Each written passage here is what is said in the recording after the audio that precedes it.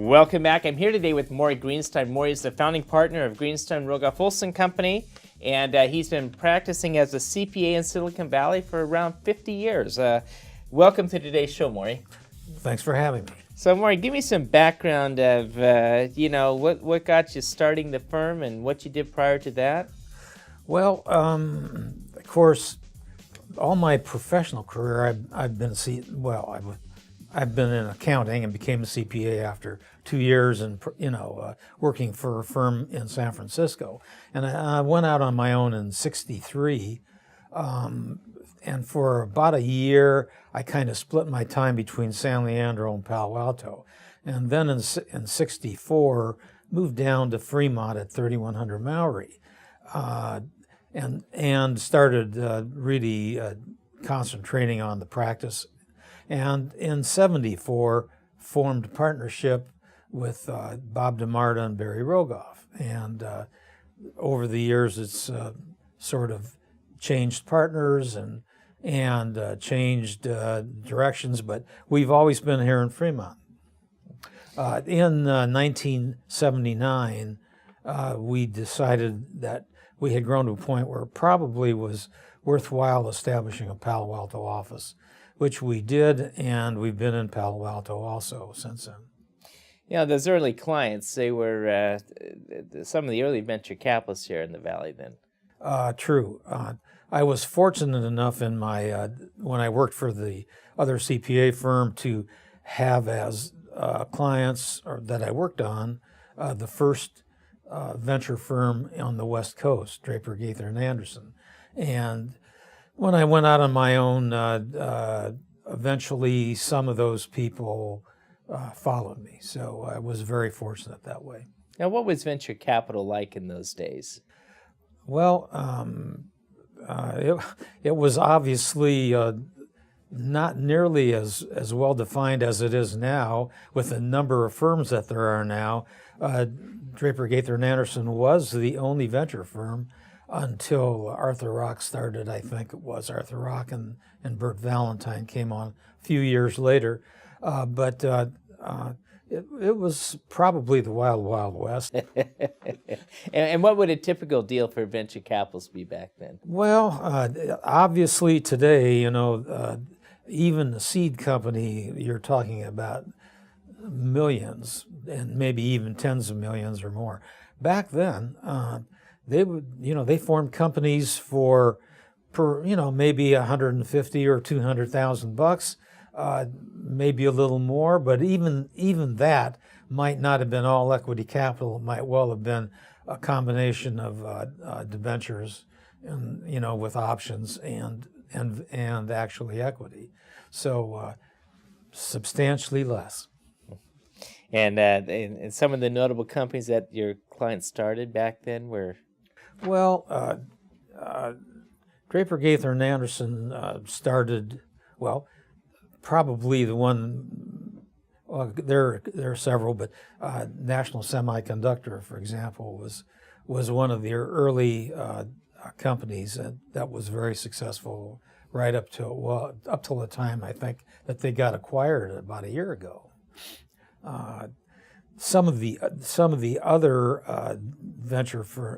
of the other companies really kind of developed out of the associates that were members of Draper, Gaither and Anderson, but subsequent to that, for example, Oracle Corporation was funded by one of the Draper Gaither Anderson associates, and then people who were again associated with it were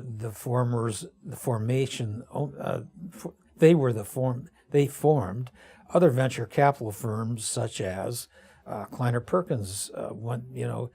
Tom Perkins was associated in a different way with Draper, Gaither and Anderson, and they had quite a history of follow-on.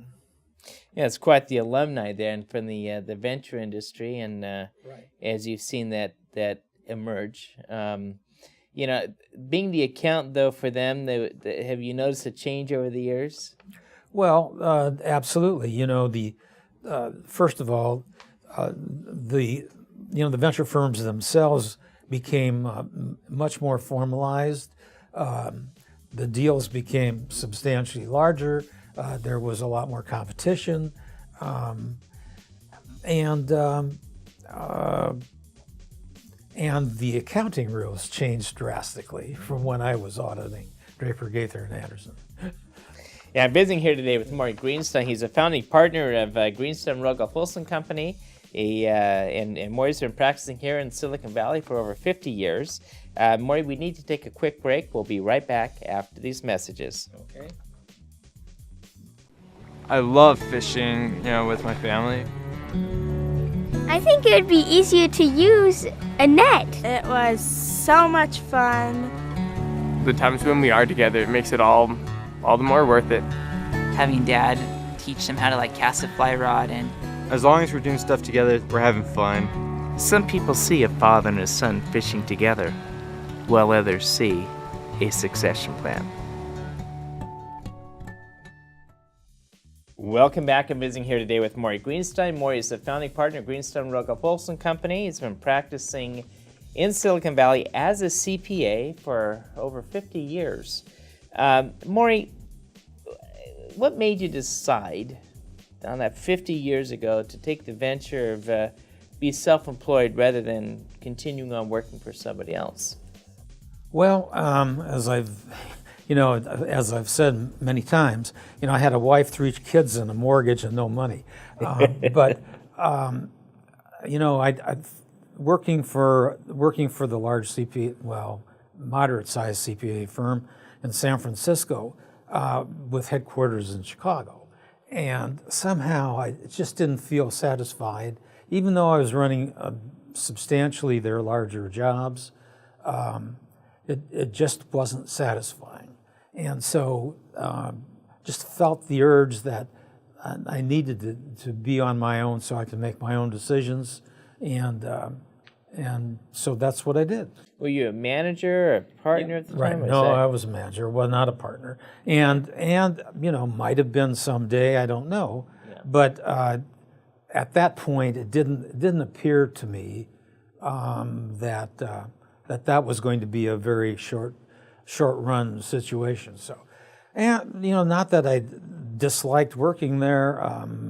My basic mentors were in that firm, and I think they did I hope they did a good job in mentoring me. I at least felt that way.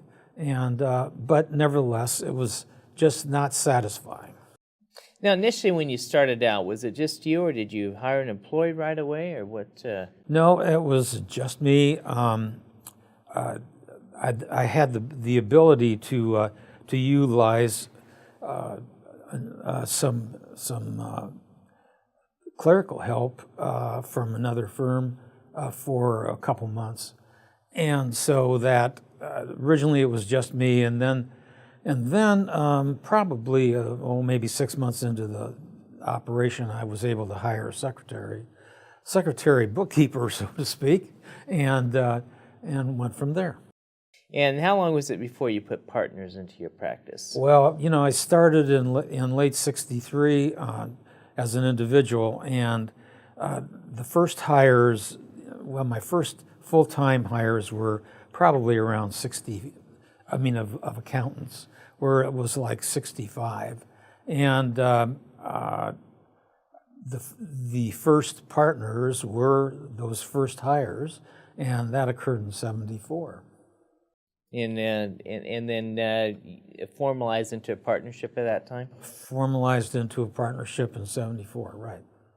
So by that time you were down in Fremont, or where did you? Yeah, I came to Fremont about a year after I started in '63. So I was here pretty early in 3100 Mallory, which is just a block up from where we are now. And in those days, probably when the 2 partners joined me, Barry Rogoff and Bob DeMarta, we probably had a total complement of maybe 10, 11 people, something like that. Okay. Well, Morey, we need to take a quick break. And when we come back, I want to talk about practicing today versus yesterday, what it's been like, and what you enjoy most about being a CPA over the years. Okay. We'll be right back after these messages.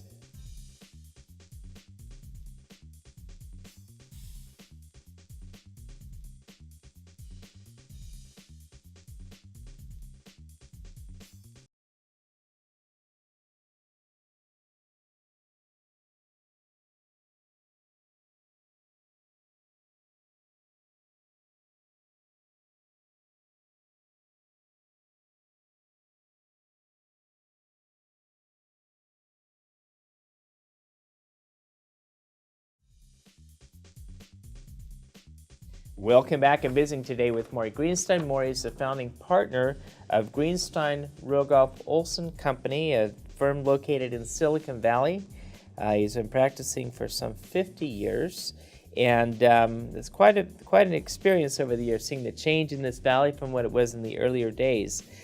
Morey, well, most individuals at your age have already retired.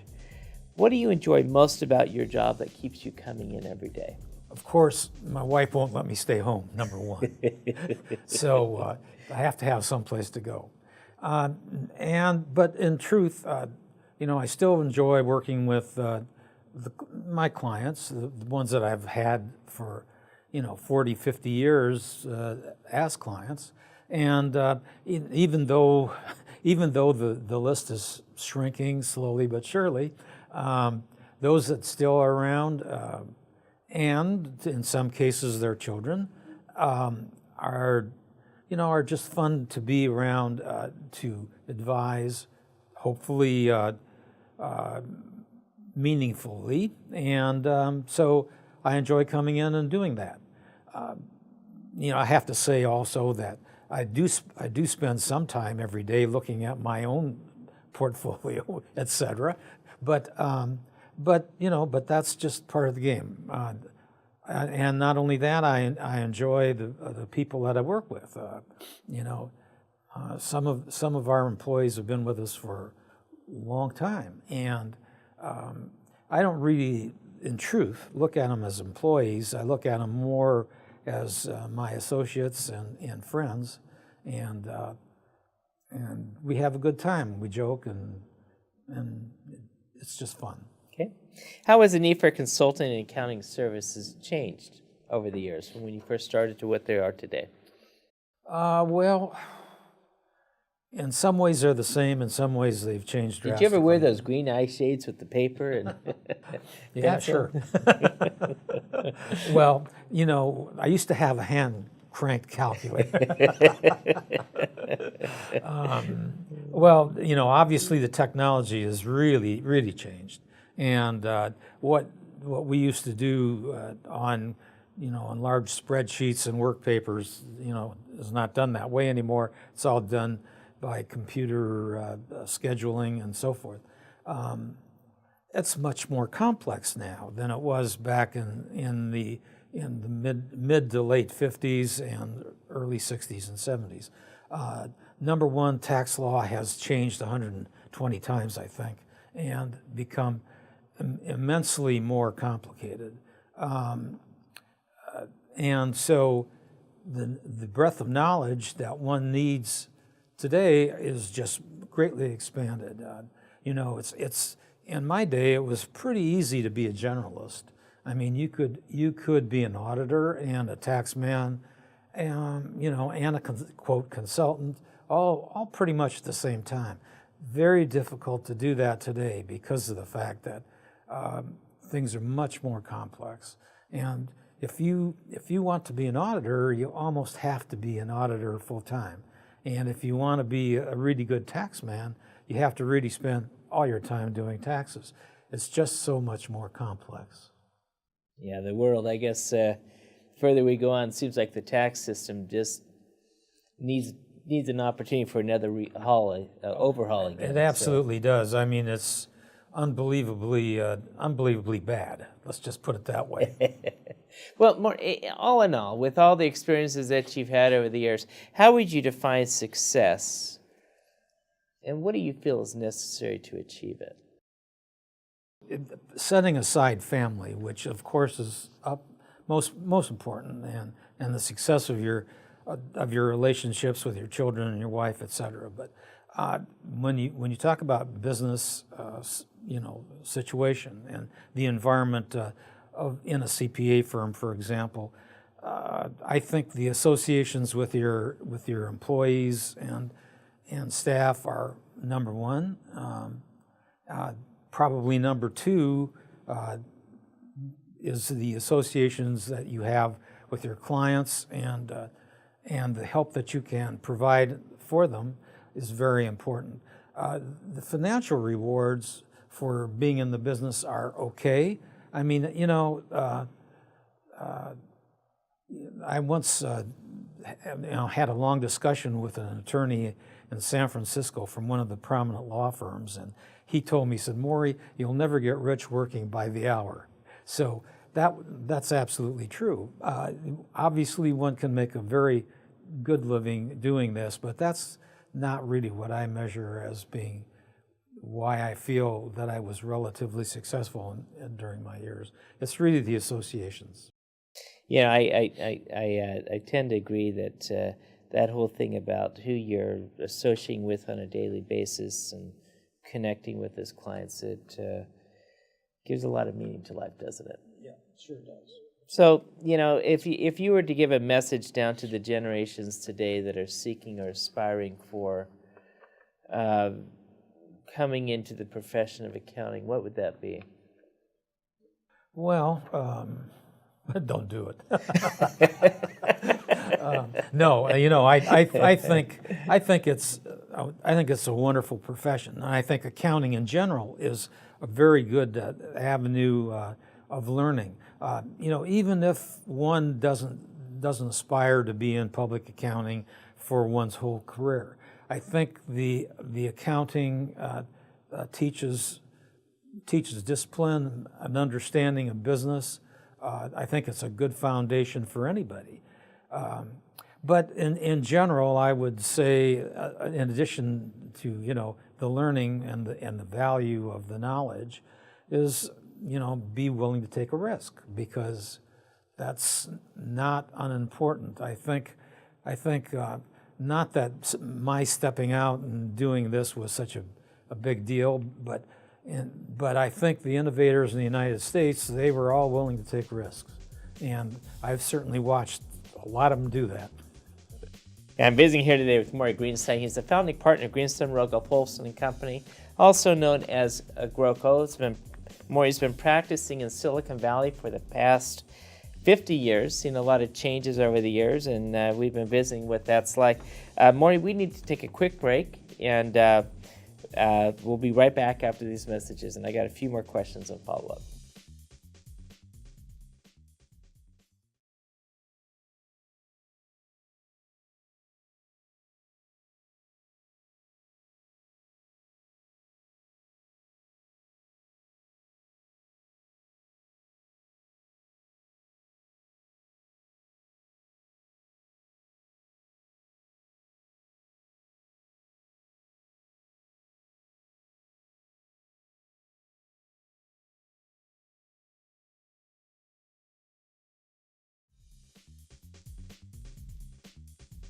Welcome back. I'm visiting here today with Morey Greenstein. Morey is the founding partner of Greenstein, Roga, Folsom Company, also known as GROCO.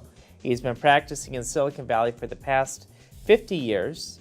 And Morey, you have a unique management style, which oftentimes people that work with you call you the benevolent dictator. And I take that in a, when I hear that in a positive way, but I want to talk about your management style for a little bit. Okay. What you consider important in a relationship with those people that work with you?